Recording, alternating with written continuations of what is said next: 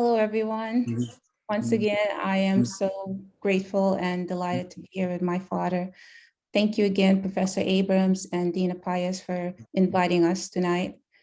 Now, many of you know my name is Kishana Stiner. I'm the daughter of Watani Stiner. And I would like to go ahead and share a little bit about my story. I will break it up in 6 parts: life in Suriname, what it was like, and then I will go into my dad leaving for America, before and after, and how that impacted not only my life, my family's life, but also my mother's mental health. And then I will go into coming to America, how that was for my brothers and sisters and I, my younger siblings. I will also go into the realization of racism in America, caught up in the web of racism, and then close with the 13th bitter truth. Now, let me go into my first part, life in Suriname. For those of you who do not know, Suriname is a small country located north of Brazil. Is the only country in South America that speaks Dutch. So the official language of the country is Dutch. So growing up, I would speak English with my father and Dutch with my mother, and also attend the Dutch school. Now, life in Suriname was very peaceful, very, very peaceful. My parents did such a good job at giving us a good life.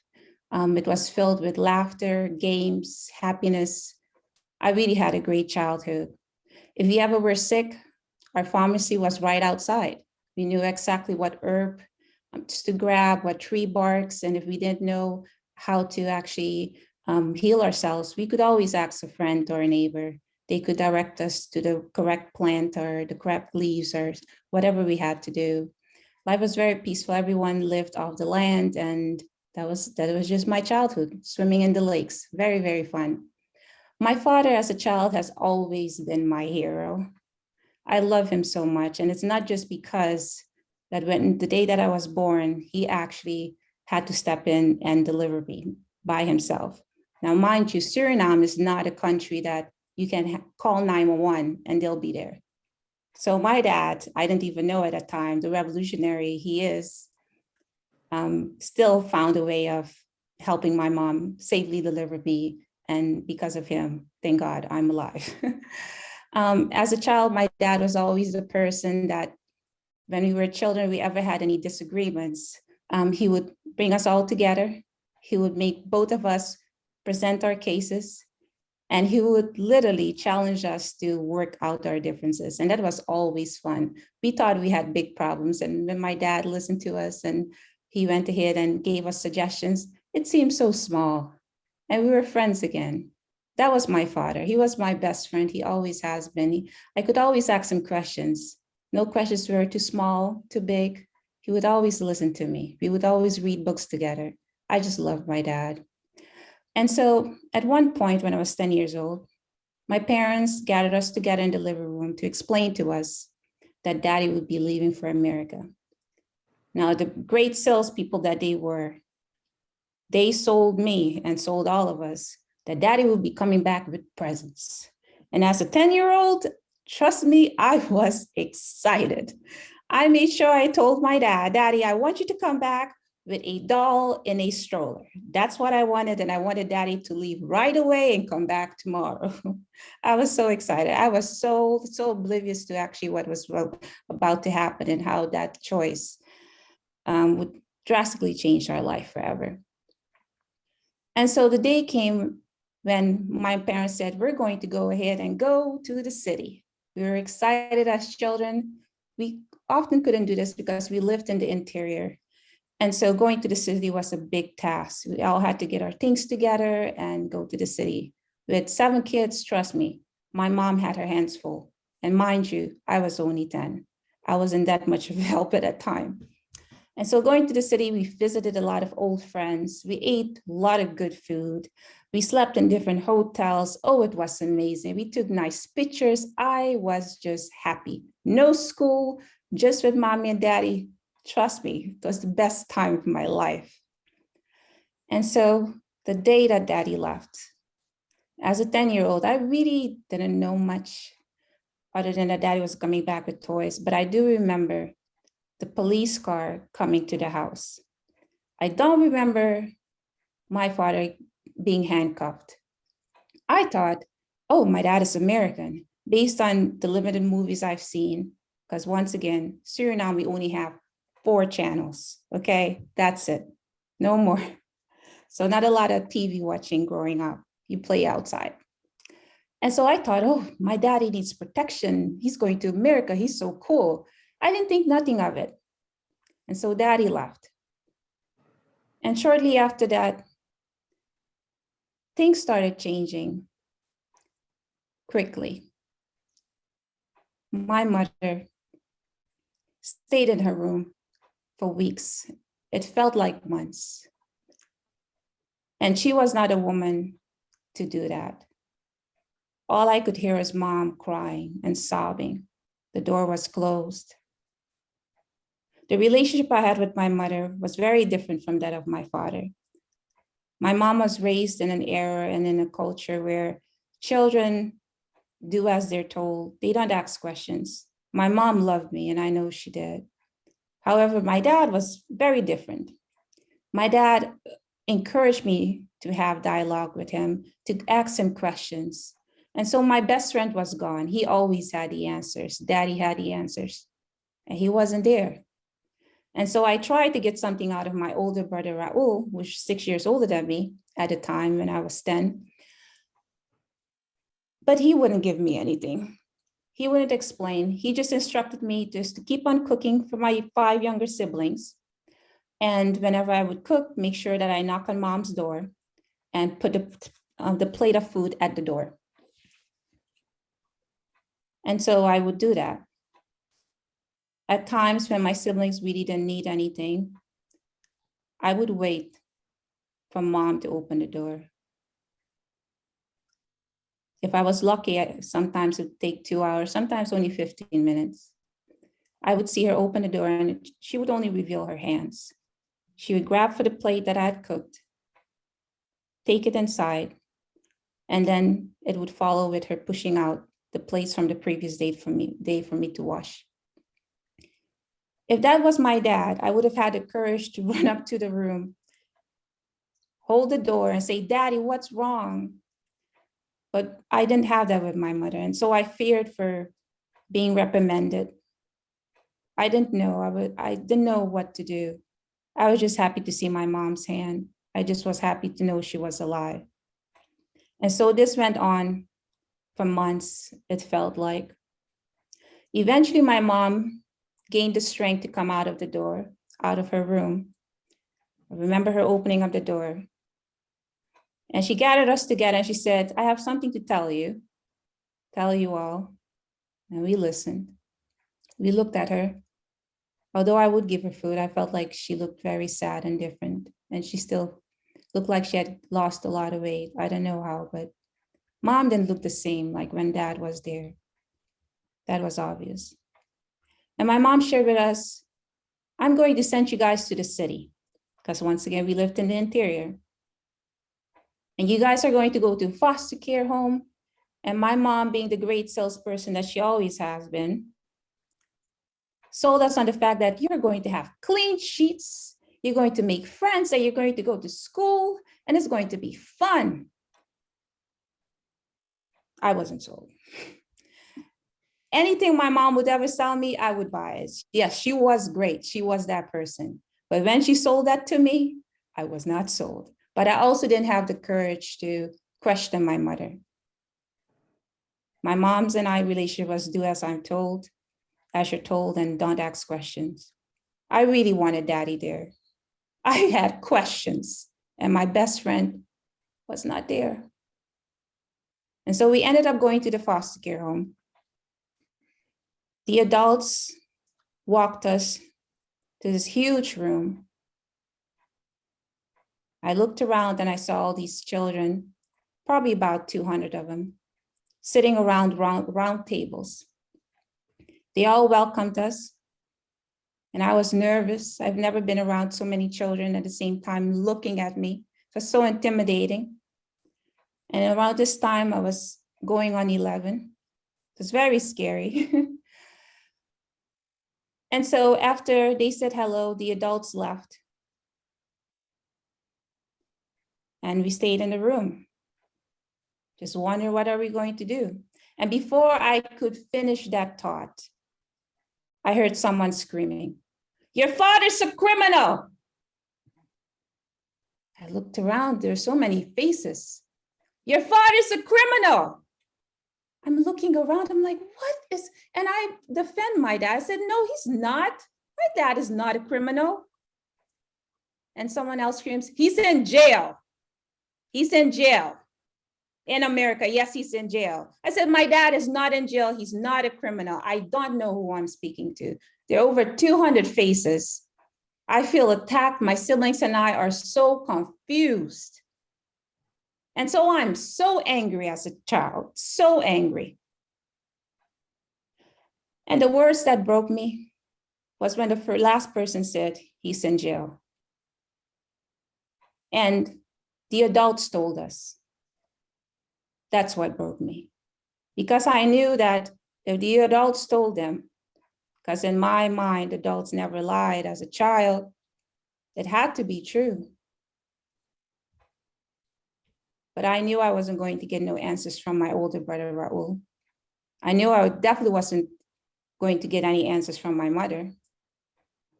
And even if I would try, I don't think I had the strength or the courage to even ask her a question. My mom ended up coming to visit us. I tried. She did confirm he was in American jail, but she wouldn't give me no details. And so, as you can imagine, as a, going on 11-year-old child, I was heartbroken. That's when I started spiraling down this tunnel of depression. I lost a lot of weight. I would not play with the other kids. The only time I would be forced to interact with them is when I would have to defend my younger siblings. In Suriname, doesn't matter if you win or lose a fight, you better fight. And so me having my 5 siblings there, my 5 younger siblings, anything that would happen to them, I would have to fight. And everyone knows in my family, I'm not the one that knows how to fight. I never have and never plan on. But I had to do it. Because if I didn't, they wouldn't stop. Oftentimes, the foster care home that was ran by the Salvation Army, they would punish us if they would catch us fighting, and I would have to kneel on broken rocks, and I still have the scars to prove it. My knees would bleed. Yeah, but I didn't back down in a fight, even if I did lose. I didn't always lose, but I think I was pretty even. Now, eventually, we were scheduled to come to America. And when that day came, I was really excited. I was like, now I'm going to prove to all these kids that my dad loves me. I'm going to America. I'm going to take advantage of that American dream. I'm going to be somebody. I'm going to graduate, have my degree. I'm going to be somebody. I'm going to be rich. I'm going to make it. Coming to America, we ended up staying with my older brother that I didn't know I had when I was, a child in Suriname. That's my dad's first son. We ended up staying with him. But as you all know, families are not a perfect institution. And so after being with him for only a year and a half, I was left on my own and I had to get my own place. My siblings followed me. And I was so happy they did. And I was like, yes, we're gonna make it in America. And I thought the tools that I used in Suriname to take care of them and protect them would work. All I had to do is work hard, have 2 jobs. And none of my siblings ever had a job living with me. I refused them working. I wanted them to go to school. Because if in my mind, I made a contract that if you guys go to school and you graduate, when it's my turn and I have to go to school, you guys will support me. That was a mental contract I had made with them. I assumed we were under the same belief system that we have to make it in America and we can do it together as a team. And then, unbeknownst to me, the tools that I used were totally ineffective. That's when I started realizing that racism is real. One particular incident that stood out to me and still hurts me is that while working 2 jobs, one of the jobs I had was working at the bank. This bank was located inside of the grocery store. And so we would be open longer hours. We would stay open much later than normal branches. My 2 younger brothers, Mtume and Laj, as sweet as they were, they decided, as often as they did, to come and pick me up from work because I didn't have a car and neither did they. So they walked down from the house to the job, which is about probably like 30, 45-minute walk. And I was always happy to see them. And this particular day, I was running late, running behind, trying to close the vault, count the money so I could leave. And so I kindly asked them, wait for me outside, I'll be right there.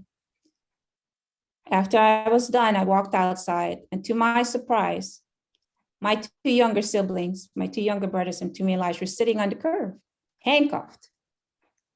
I was furious and outraged. I was so angry. And I saw the police officers and I started screaming. I started giving them a piece of my mind. I was like, how could you do this? Do you know who I am? Do you know who my father is? I started going off, totally off. I said some things that I'm not going to repeat, but I made very sure that they knew I was not happy and pleased. And so the police officers just stared at me. And at that time, I was still new to America. So I was like, why? What's wrong with them? Why do they look at me like this? And so they asked me, where are you from? I was like, are they being funny? And so I told them from South America. They just looked at me, said, oh. I was still upset. They didn't do anything. And I demanded that they provide me with their sergeant's information because I'm going to go report them. And trust me, I did. I walked up into that police station and I asked for the person that they told me to ask for, and I gave him a piece of my mind. I said, this is unacceptable. You shouldn't harass us. My brothers are good boys. How dare you do this to them? And so he just allowed me to talk. Big white guy, very heavy. Probably that's why he's in the office. But anyways, he just looked at me and he asked me, where are you from? I was like, why is everyone asking me this question, where I'm from? And I was thinking to myself, maybe it's because they can't understand what I'm saying and I'm so upset and I speak Dutch. I don't know what it is. Maybe it's my accent. I didn't understand. But eventually I started realizing it's because they didn't expect someone that looks like me to speak to them that way. Black people in America knew who cops were and what they could do. I was totally oblivious to that. I didn't know that was a thing. The 13th and bitter truth. It's bitter truth. Shortly after my dad was released, I was just so happy. And my dad has always been my hero, my number one. Trust me, I love my dad. He's the world's best dad. But as much as I love my dad, and I know he loves me, he always means well. And he teaches with love. Everyone that knows him knows that. My dad has such a good heart. He never means any harm. I disagreed with him about a lot of things when it came to Black Americans, Black people in America. I was still under the impression that if you try hard, you work hard, you do what you have to do, you stay out of trouble, trouble will not follow you, because I was still upset and angry with my siblings, not achieving what I assumed, what I expected them to achieve. I sacrificed all these years. They never had to work. I gave them everything that no one gave me. I gave them a chance to make it, to reach for the stars, and how dare they miss it? And so I was angry because I believed, yes, my brothers were harassed in that incident, but I still believed if they really tried really hard, this shouldn't have happened. Should have never happened. And so I can't remember the exact day, date, month, but I do remember speaking to my father, and I told him that the Black people you fought for during the 60s are not the same Black people of today. And I tried to present my cases to him with the limited interactions I've had with Black Americans, going back to my college days and explaining to my dad, when I was going to college, in America, you have financial aid. In Suriname, you don't have that. You don't have scholarships. You either have money or you don't have money. And if you don't have money, there's no education. There's no handouts. It doesn't matter if you graduate top of your class, which I did, and I skipped 2 grades, 2 whole grades. Graduated top and the only girl. There was no scholarships waiting for me. So why are these Black kids not in school? I was angry. I said, Dad, I understand what you've done, but they're not taking advantage of the opportunities given to them. Oftentimes when I would be in all the honor programs at school, which I was, on the dean's list, getting help as much as I could with extra tutoring because I wanted to study before the semester started for the other classes. Yes, that was me. Harassing teachers to get in, that was me. And I never saw anyone else that looked like me that was American. If they were Black in the honors programs, they were from Africa. They were from a different country, but not America. If they were students, they were from different countries, Pakistan, anywhere from India, anywhere from Asia, but not Black Americans. And I told my dad, I said, Dad, if I see these Black kids, they're often behind the school smoking weed. And I have never liked smoking. I think it stinks. And I was very angry about it, that why are Black people not trying? Because if you try in America, you can make it. And so my dad, being as patient as he could, he tried to paint a picture for me. He tried to show me the whole picture. Because if you only have one piece to any puzzle, it's very hard to make out what a puzzle is about. And so in my attempt of disproving my dad, proving him wrong, I went and conducted my own research. I read a plethora of books, trying to find something to support my bias. And I was shocked by what I found, that I was wrong. You can never tell a picture by just looking at one piece, one part, 1/4. It's very hard. You need to be willing and brave enough to lay out all the pieces and try to make it make sense. And so I always held on to my mom's words. Prepare yourself in andere mensen schoenen te zetten.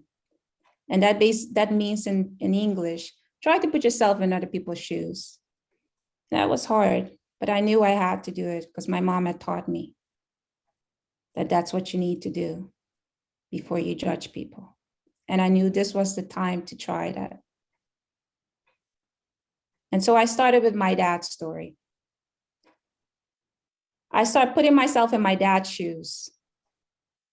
As a 10-year-old, what did America look like to him? What did it feel like? What did it taste like? What was America like for a 10-year-old child? A 9-year-old, an 8-year-old, a 7-year-old, what was it like? And then I looked at my life growing up in Suriname, a dad that loved me, a dad that could go to the city and come back, and I never feared he would be killed. My brothers could leave, and I never feared that they would be killed or shot. Going to school, never losing any classmates due to gun violence. If anyone died in Suriname, it was because of piranhas, a snake, an anaconda, drowning because we go fishing and we don't know how to swim. But it was never due to police brutality. I never had to confront that. I never saw anyone get lynched. I never knew anything about the Ku Klux Klan. I never knew anything about Malcolm X, Martin Luther King. All I knew from my father is that I'm a queen. I come from royalty. I'm smart, I'm intelligent, I can do anything I put my mind to. That's what I knew, but I did not know the world my dad grew up in.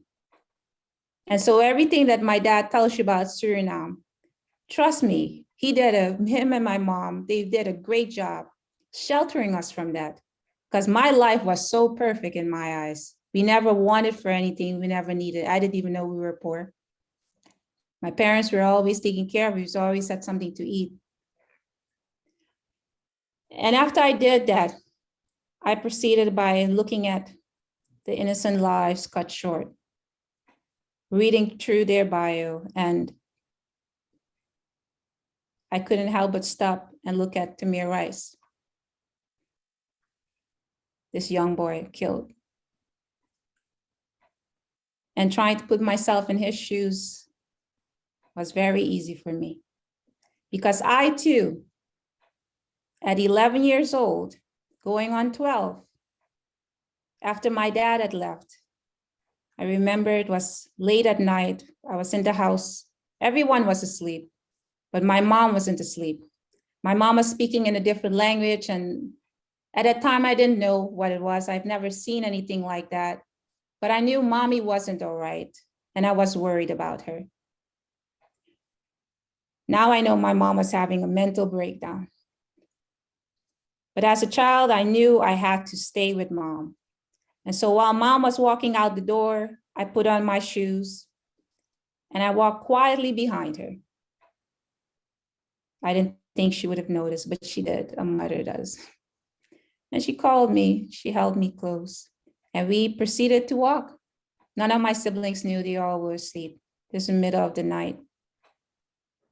And so while we were walking, obviously we were not quiet, we were disturbing the peace. My mom was speaking in different language I didn't know of. And so the police approached us and they instructed us to go home. My mom refused. And so I just stood by my mom. And the police then threatened to arrest us. And when he proceeded to do so, I was going to do anything and everything in my power to defend and protect my mother. And so I proceeded to kick, bite, scream, yell, and spit on every single police officer that touched me and my mother. As an 11-year-old, it may not have been a lot, but I did everything I could. And trust me, I did. I did. And not once while I was doing that did one of those police officers strike me back. Not once did they tase me. Not once did they shoot me. And neither did they cause my mom any harm. They ended up arresting us, which I thought was very rough, but now I know they were so sweet and kind. We ended up getting into the car. They brought us to jail. Now, my mom and I were separated. There were 3 rooms, but within those rooms, there were 2 big windows. So I was in the first room and I could see through the other 2 rooms. My mom was in the last room and the police were in the middle. And so we were both handcuffed, but I could see my mom and she just kept talking to herself. And I was really sad and scared. That night wasn't very pleasurable. I almost got raped. But thank God there was an empty plate there and I made sure I broke it. So if anyone approached me, they would think twice because I was afraid. Nothing happened. I didn't sleep. The next day, I asked the police officer to go sit with my mom. They agreed. I went and sat with my mother and she instructed me, run away. American mothers would never say that. They knew what could happen to their child if they would run. But my mom, she didn't fear for my life being taken away. And so I asked the police officer to go to the restroom. The restroom was facing the highway. It's not like in America. This is literally just the main road. And so I proceeded to run past the restroom onto the highway and home with handcuffs and everything. The police officers did not pursue me. They did not shoot me. And they probably didn't even come after me until like maybe 4 or 5 hours. I ended up going home. My brothers and sisters were shocked. They were worried. They didn't know where we were. They were scared. They didn't know where mom and I were. I explained what happened. They were confused why I had handcuffs. They had never seen handcuffs. They didn't know what happened. They were all scared. And I tried to explain to them, but I was so afraid of the police trying to arrest me. And so eventually police ended up coming. I was very skinny, so I ended up ripping the cuffs off, throwing them in the bushes, because once again, we lived in the interior. I refused to go talk to the police. And my brother came, he's like, they just want the cuffs. They're not going to take you back. But I didn't want to go back to it. I never feared while I was running for anything else, but I didn't want to go to jail. That was the thing. I didn't want to go back to jail. And so they ended up taking the cuffs and they left. Now, once did I go to juvenile, I had to go to court, none of that. And so you see that Tamir Rice and I pretty much have the same story. But other like Tamir Rice, I did kick, I did bite, I did hit and cursed at the police officers. But I'm still alive, I'm still speaking to you because I was born in a different country. Tamir Rice is not here. And so you see, after I did all of that, trying to put myself in other people, their shoes, I came to the bitter reality, harsh reality, and the truth about American racism is that racism in America is not just the icing on the cake. Racism in America is the entire cake. Thank you.